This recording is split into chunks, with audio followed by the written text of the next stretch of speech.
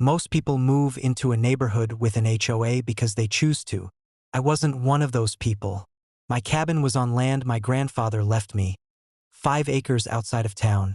No HOA in sight. It was quiet, private, and mine. Or so I thought. One afternoon, I was stacking firewood when a black SUV rolled up my driveway. Out steps a woman in a tailored suit and oversized sunglasses, clipboard in hand. She strutted up like she owned the place. "You must be new," she said. "I'm Karen, president of the Willow Creek Homeowners Association." I wiped my hands on my jeans. "Good to know, but you're a little far from Willow Creek. This isn't part of your neighborhood." Karen tilted her head, smirking. "Oh no. As of last month, the HOA expanded its boundary lines. This property now falls under our governance." I almost laughed. "Governance? Lady, this land has been in my family for generations. There's no way in hell it's part of your HOA." Her smirk widened. "Oh, it's very real. You'll be receiving your dues bill soon. And just so you're aware, your cabin doesn't meet architectural standards. You'll need to make several changes: new siding, fencing, and no more wood piles. They're unsightly." She tapped her pen on the clipboard like she'd already decided my future. That night, I found a packet in my mailbox. Notice of HOA membership.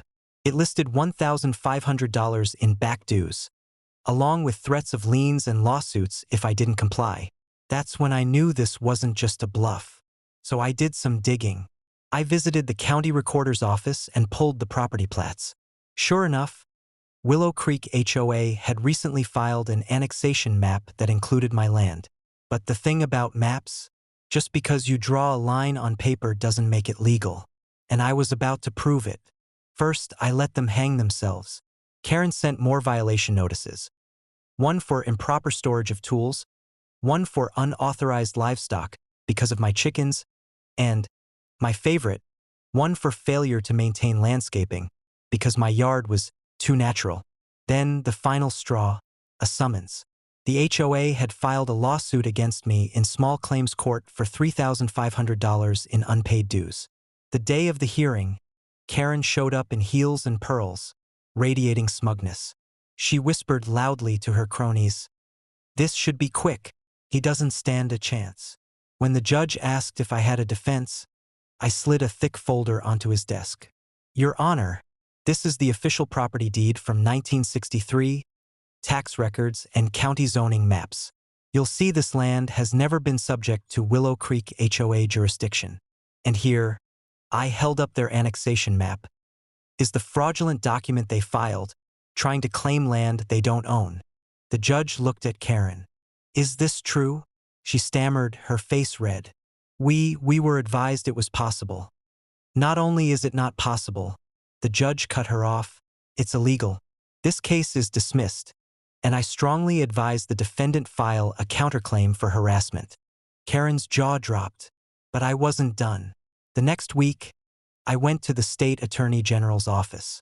With my evidence, they opened an investigation into Willow Creek HOA. Turns out, Karen had tried the same trick on 2 other properties outside the neighborhood.